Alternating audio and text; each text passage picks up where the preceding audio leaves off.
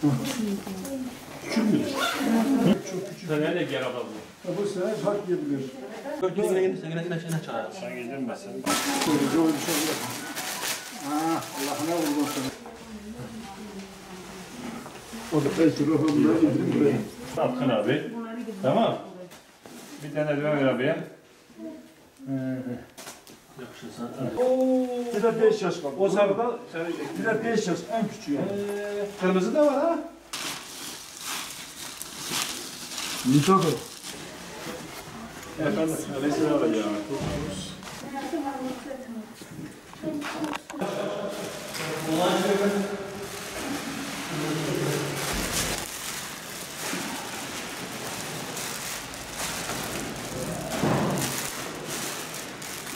Demon çıkar bile oraya bırakırken.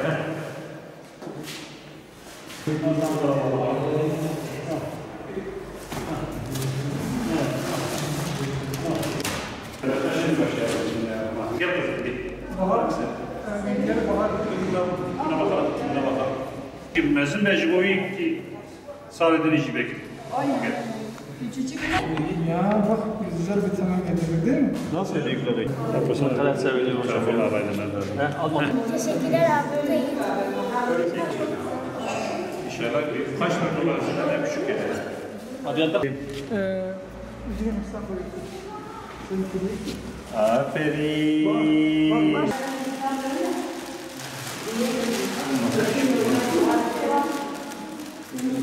Dünyanın birçok yerinde fakir, mazlum, mağdur çocukların ihtiyaçlarını karşılayan Avrupa Yetim Eli, kış aylarına girmemiz hesabıyla bu sene de diğer yıllarda yaptığı gibi Türkiye'nin birçok ilinde yetim ve mağdur çocukların giyindirilmesi için bir proje başlattı.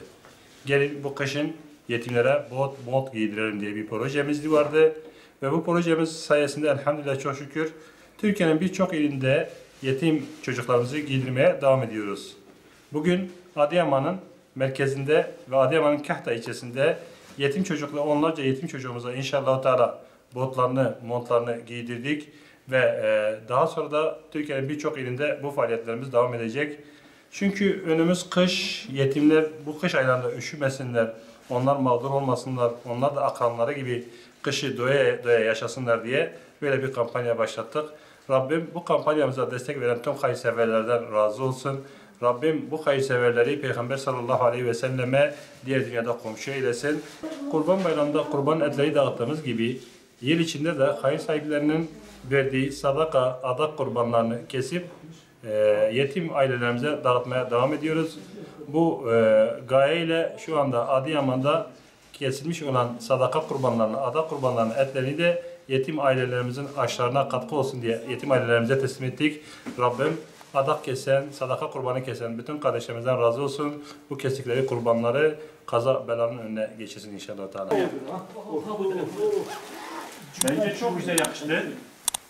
Yakışmadı.